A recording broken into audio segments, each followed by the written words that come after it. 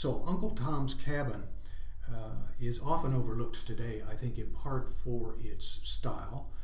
It's written in a certainly Victorian style, which is hardly used today. But when she was on task, certainly Stowe knew how to craft a scene. I'll just read you a brief passage, a very famous passage, when Eliza is fleeing with her young son, trying to cross the Ohio River and achieve freedom.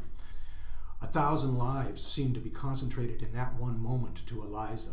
Her room opened by a side door to the river. She caught her child and sprang down the steps toward it.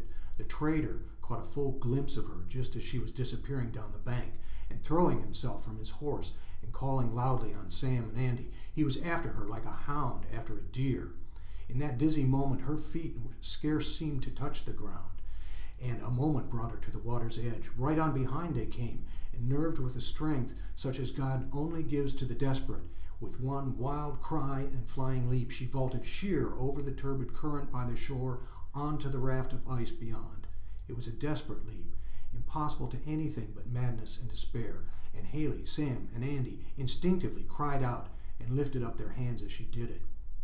The huge green fragment of ice on which she alighted pitched and creaked as her weight came on it, but she stayed there not a moment. With wild cries and desperate energy, she leaped to another and still another cake, stumbling, leaping, slipping, springing upwards again.